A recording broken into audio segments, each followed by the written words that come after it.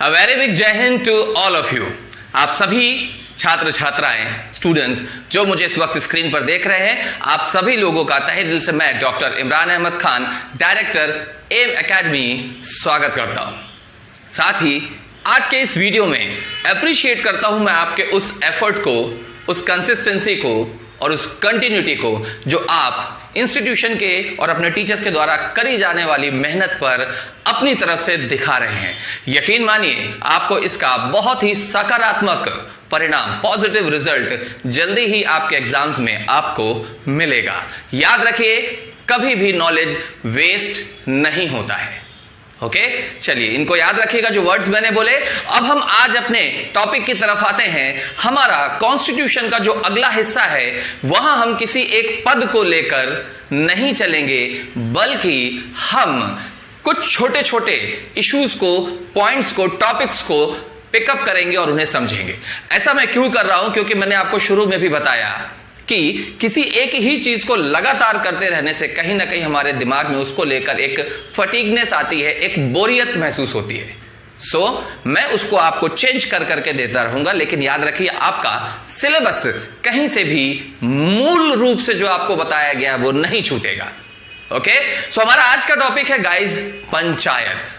आमतौर पे हम हमेशा पंचायत से बचने की कोशिश करते हैं और मन का टॉपिक हो तो पंचायत करने में लगे रहते हैं, लेकिन ये एक ऐसा टॉपिक है जहां आपको ना ही बचना है, ना ही इस पर पंचायत करनी है। इस टॉपिक पर ऑन टू द पॉइंट जो एग्जाम में आता है उसका जानकारी, उसका नॉलेज लेकर हमें आगे बढ़ जाना है।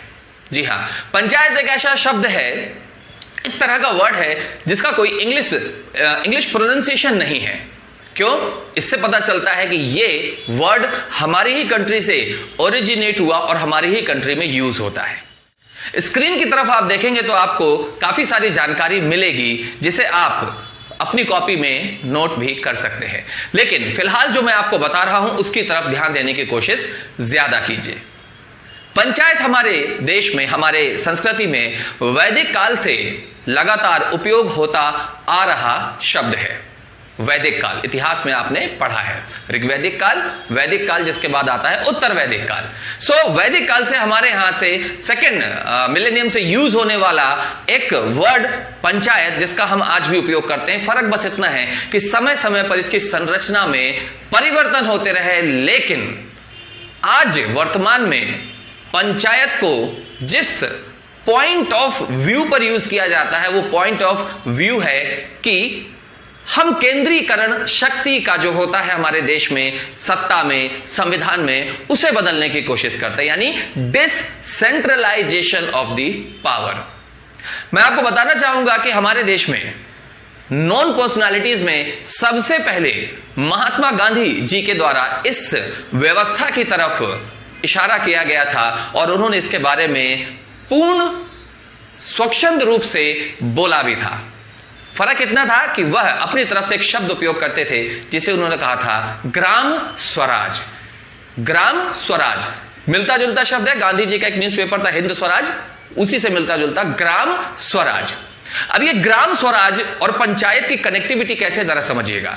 पंचायत के लिए मैंने आपको बोला कि पंचायत डिसेंट्रलाइजेशन ऑफ पावर के लिए यूज किया जाता है, यानी सत्ता के विकेंद्रीकरण के लिए उपयोग किया जाता है, जिसका मतलब यह होता है कि हमारे देश में अगर ऊपर से नीचे की तरफ हम शुरू करें तो सबसे निचले स्तर पे जो हिस्सा आता है वो हमारे गांव आते हैं। अगर व्यवस्था के अंतिम छोर की बात करें, गांव एक कट ऑफ मिल रहा था उनको, एक कट ऑफ हो रहा था हमारी मूल सत्ता के साथ में, केंद्र और राज्य सरकार के साथ में, जिसकी वजह से केंद्र और राज्य सरकार पूरी तरह से हमारे गांव पर ध्यान नहीं दे पा रहे थे, जबकि विलेज रूरल सिस्टम ही हमारा बेस है हमारी कंट्री का, जिसकी वजह से वो बेस कमजोर हो रहा था। तो जब सत्ता का विकेंद्रीकरण होता है तो वह कैसे होता है, समझिएगा बात को, कि अगर एक पंचायत एक गांव में होगी तो वह पंचायत अपने गांव के बारे में, अपनी जरूरतों के बारे में अपने से ऊपर लेवल पर कॉलिंग कर पाएगी, बात कर पाएगी, उनसे चीजें ले पाएगी, और अगर चीजें उन तक नहीं पहुंचेंगी तो वह प्रश्न उठा पाएगी, जिसकी वजह से जो जरूरत है उस पर्टिकुलर एक विलेज की, गांव की, उस रूरल एरिया की, वह पूरी होगी। और अगर हमारा बेस अच्छा रहेगा उसकी सफिशिएंसी होती रहेगी तो हमारी ग्रोथ भी अच्छी होगी। पेड़ की जड़ें मजबूत होनी चाहिए, तब पेड़ और पौधे बेहतर ग्रोथ करते हैं। तो एक तरीके से क्या हुआ, हमने अपने ग्राम को यानी गांव को क्या दिया, स्वयं का राज। इसलिए मैंने this is why I told that word Gram Swaraj. तो साहब ये बात हुई ग्राम स्वराज को लेकर, जो हमारे देश में महात्मा गांधी जी के द्वारा फोर्सफुली कहा गया था कि हमारे संवैधानिक भारत में, हमारे स्वतंत्र भारत में पंचायत का सिस्टम होना आवश्यक है। अब इसके बारे में मैं थोड़ा बाद में आऊंगा अपने वर्तमान को लेकर। जरा आपको थोड़ा और इतिहास में पीछे लेकर जाता हूं, और आपने एक नाम सुना होगा लॉर्ड रिपन का। जी हां, वही लॉर्ड रिपन जिन्हें भारत का उद्धारक कहा गया।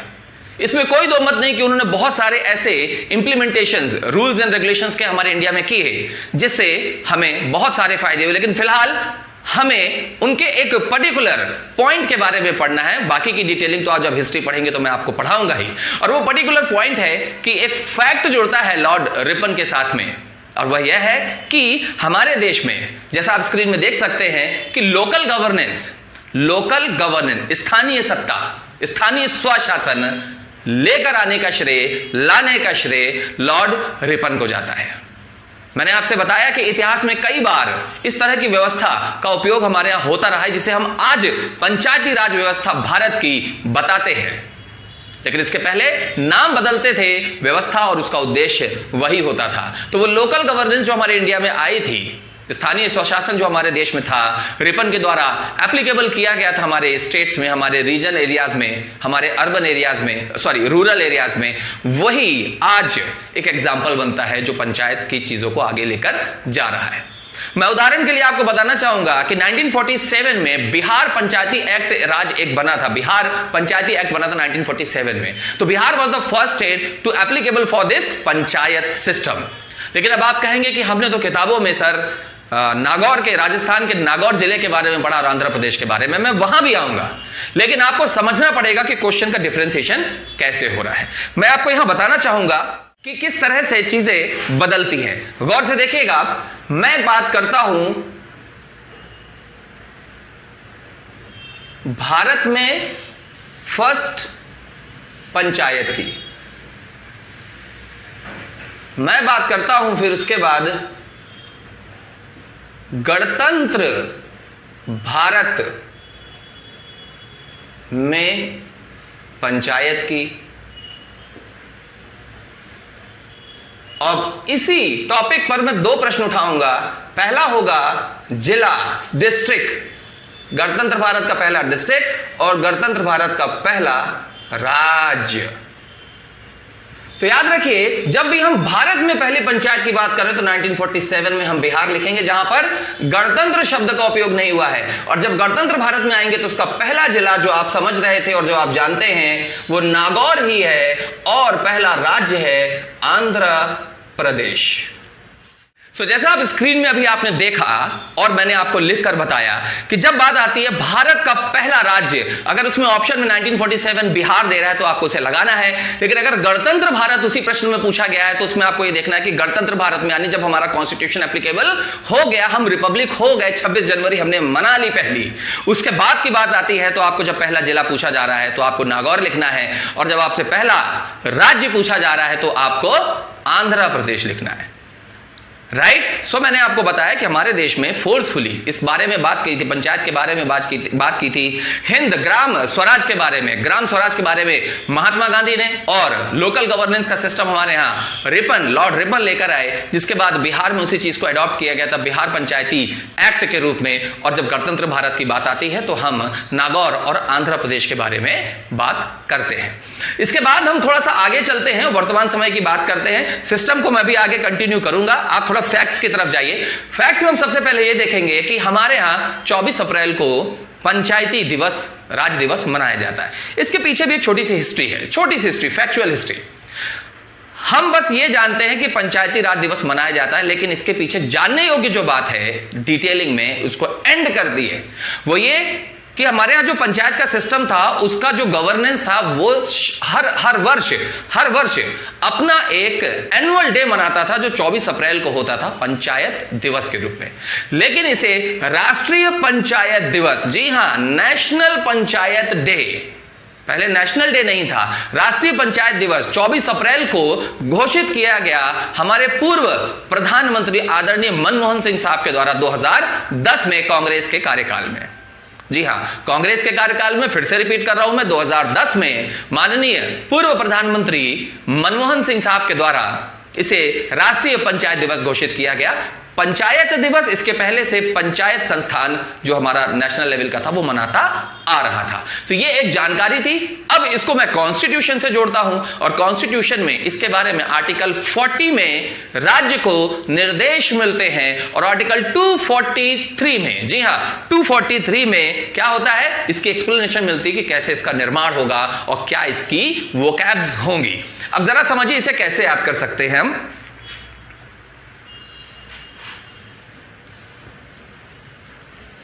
याद करना बहुत ही ज्यादा आसान है। हमने बात करी किसकी, 24 अप्रैल की।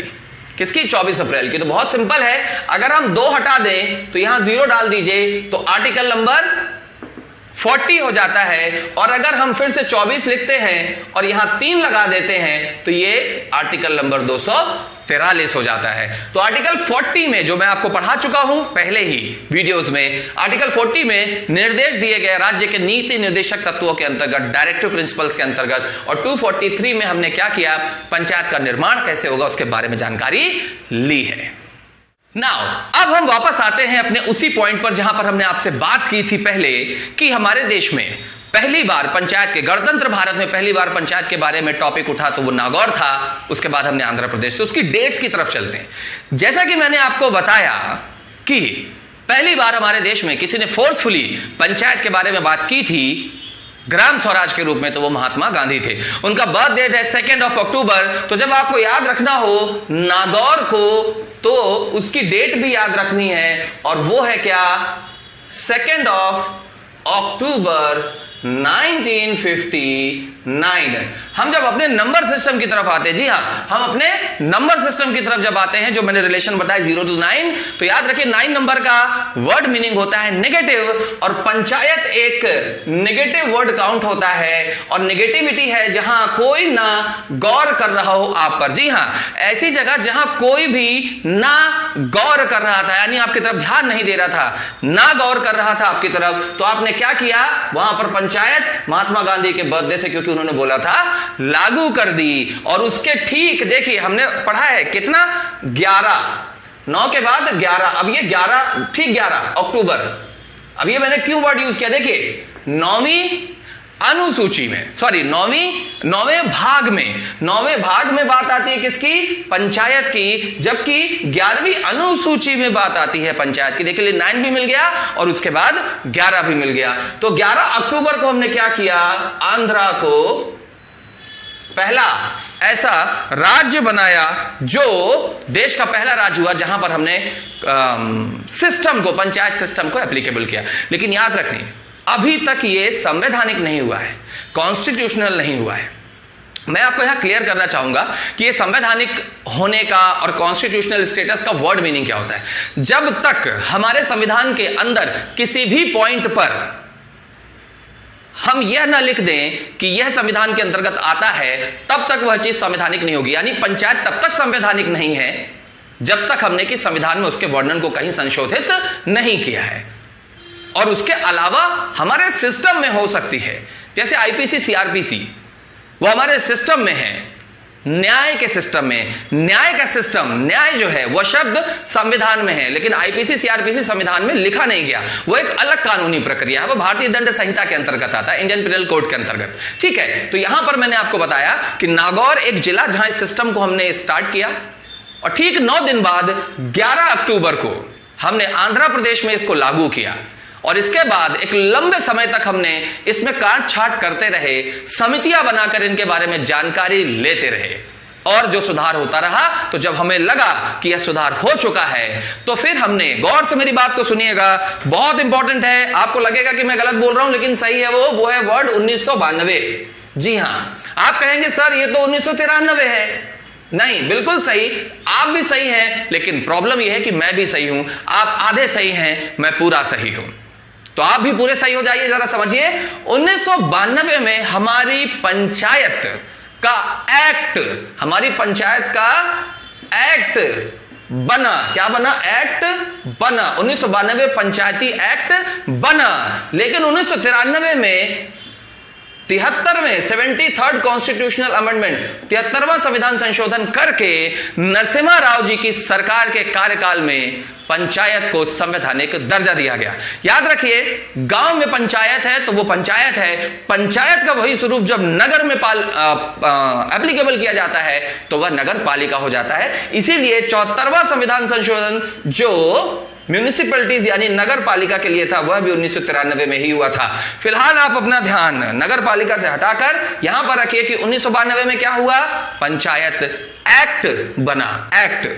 लेकिन 1993 में क्या हुआ? 73वां संविधान संशोधन करके उस एक्ट को संविधान का हिस्सा बनाया गया, यानी कि उसे संवैधानिक दर्जा दिया गया। पंचायत एक्ट बनता 1992 में और संवैधानिक दर्जा मिलता उसे 1993 में।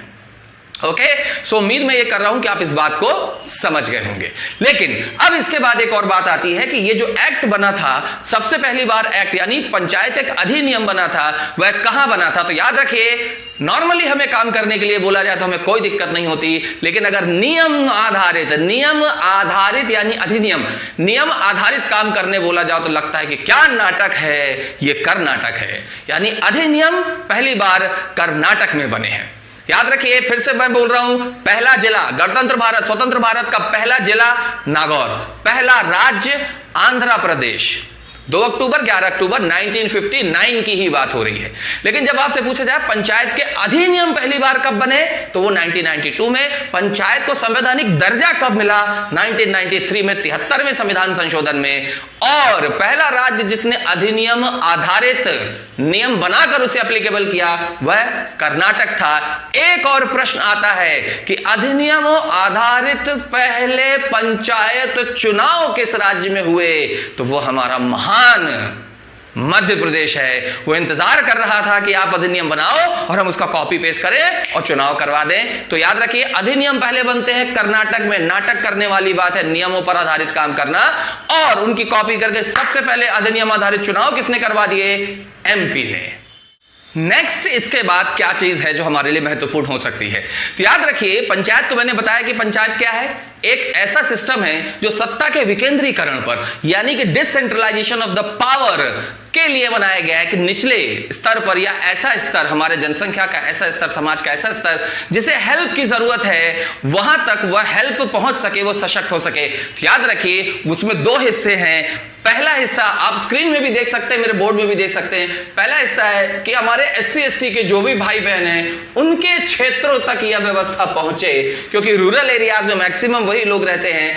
और नो डाउट कि फीमेल सेक्टर को भी इसके माध्यम से एडवांटेज मिलना चाहिए। तो पहली बार फीमेल्स में 33% का आरक्षण पंचायत में लेके आया कौन? MP, मध्य प्रदेश। और SC ST के सेक्टर के लिए जो एक्ट बना था वो बना था 24 दिसंबर। देखिए, 24 अप्रैल को पंचायती राज दिवस है, तो 24 दिसंबर 1996 1993 में एक्ट बना, उसी 3 में फिर 3 जोड़ दीजिए, 96 हो गया। तो 24 दिसंबर 1996 में SC ST के क्षेत्र वाला एक्ट बनता है, जिसके अंतर्गत पहले 8 राज्य जिन्होंने यह काम किया, स्क्रीन में आप देख सकते हैं, उनके नाम लिखे हुए हैं।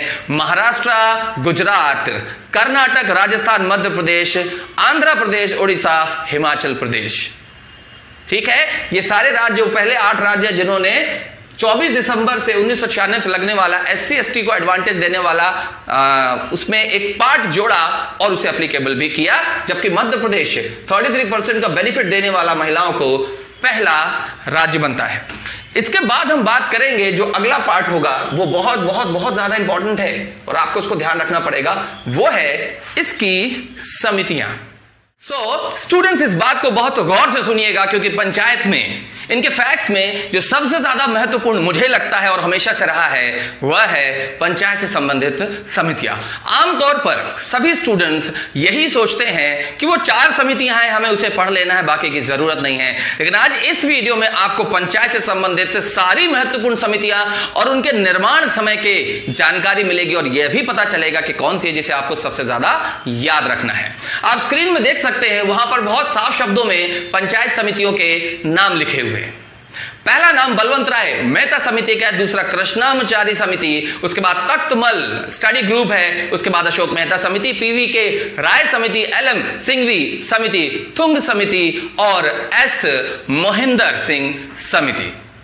ओके, चलिए फिर से हम कनेक्ट करते हैं। बलवंत राय मेहता समिति 1957, कृष्णामचारी 1960, तख्तमल 1966, अशोक मेहता 1977, पीवी के राय 1985, एलएम सिंघवी 1986, थुंग 1989 और S Mohinder recently 6-7 years before गो 2013।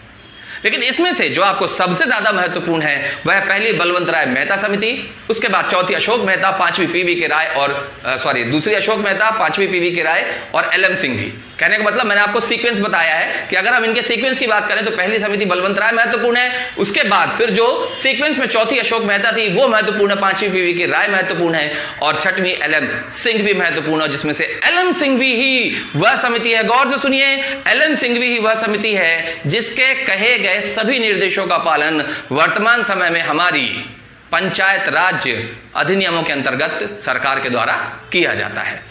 याद रखिए, एलएम सिंघवी समिति जब बनी थी उस समय हमारे प्रधानमंत्री स्वर्गीय श्री राजीव गांधी जी थे, उन्होंने भी फोर्सफुली इन चीजों को सपोर्ट किया था कि पंचायत के सिस्टम को किस तरीके से एप्लीकेबल किया जाए। अब बात आती है कि ये इन्होंने शुरुआत में क्या फैक्ट्स बोले और इन्हें हम याद कैसे करें। तो सबसे पहले हमको याद करना एक वर्ड, वो है त्रिस्तरीय पंचायत व्यवस्था का समर्थन किसने किया, उसके बाद द्विस्तरीय पंचायत व्यवस्था का समर्थन किसके द्वारा हुआ। तो पहले आप जरा समझिए कि ये शब्द दोनों ऐसे हैं जो एक जैसे हैं, इनके आखिरी शब्द एक जैसे हैं, स्तरीय। तो आपकी पूरी कमेटियों में से कौन से 2 ऐसे नाम हैं जिनके आखिरी शब्द एक जैसे हैं, तो वो है मेहता बंधु। दे वॉज नॉट बंधु लेकिन मेहता सरनेम, बलवंत राय मेहता और अशोक मेहता। तो याद रखिए, जिसके नाम में 3 शब्द आता है वो त्रिस्तरीय के बारे में बात करेगा, और जिसके नाम में 2 शब्द आते हैं वो द्विस्तरीय के बारे में बात करेगा। बलवंत राय मेहता ये त्रिस्तरीय हो गई, अशोक मेहता ये द्विस्तरीय हो गई। ओके, सो हमको ये पता चल गया। अब इसके बाद बात आती है कि हम इसके सन को कैसे याद करें।